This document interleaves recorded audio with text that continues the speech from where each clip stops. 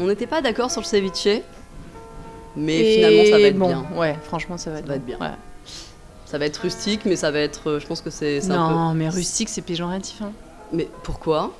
C'est pas péjoratif, rustique. Ok, rustique c'est cool. C'est rustique, c'est proche de la terre. Une déco rustique, ça fait quand même les moulins. On parle pas de déco, on parle d'alimentation là. Ok. Voilà, on a fait 2 currys. Un curry vert qui arrache. Et un curry jaune pour les gens qui aimeraient moins pimenté.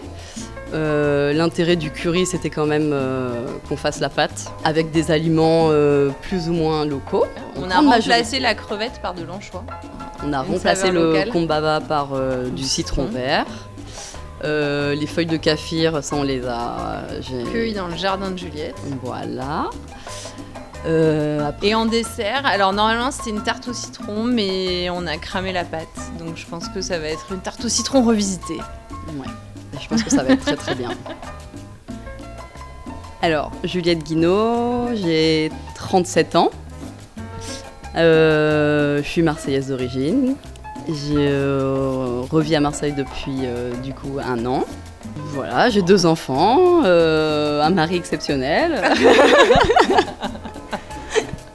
et une super copine, Zazou.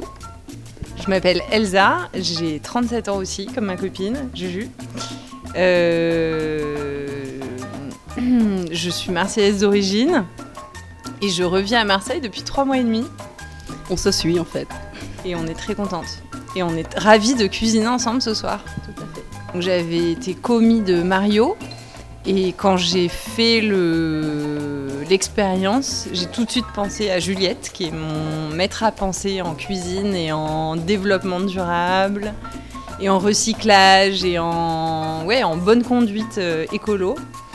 Et surtout qui est une excellente cuisinière. Et du coup, j'ai tout de suite pensé à elle. J'ai vécu à l'océan. L'hiver, en me promenant sur les plages des Landes, j'ai vu tout ce que la mer ramenait. Et du coup, ça m'a fait quand même prendre conscience de tout ce qu'on pouvait jeter, tous les déchets, la masse de déchets qu'il pouvait y avoir dans la mer. Et du coup, j'ai commencé à m'y intéresser et surtout à la démarche zéro déchet. Après, avant ça, je triais déjà, je faisais les choses de base, mais voilà, j'ai eu un déclic dans le sud-ouest, on va dire.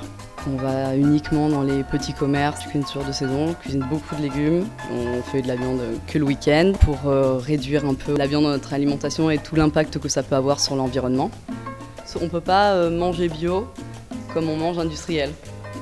Enfin, en tout cas pour moi, si je me mets à acheter des gâteaux industriels bio ou des plats préparés, c'est de suite très cher. Donc on s'est remis à faire toutes les pâtes, faire de temps en temps les gâteaux pour les enfants.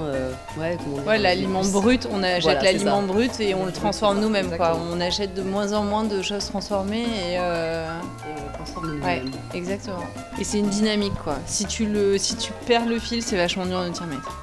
Oui. Enfin, moi je sais que là en ayant déménagé il n'y a pas longtemps, j'ai quand même un peu perdu le fil et te remettre... Après c'est une dynamique super facile à entretenir, c'est juste il faut vraiment bien la lancer quoi. Alors Elsa elle a raison, depuis qu'on a déménagé, il y a plein de choses qu'on a perdues parce qu'on a perdu aussi nos repères de boutiques, donc il faut se remettre dans la démarche par rapport au commerce autour de chez toi. Ouais, retrouver une routine facile, parce qu'au final c'est facile dès lors que tu as mis en place ta routine. Ouais. En fait le plus dur c'est de s'y mettre. Moi au début quand je m'y suis mise, je faisais des listes très précises en marquant où est-ce que j'allais acheter ça, tel produit.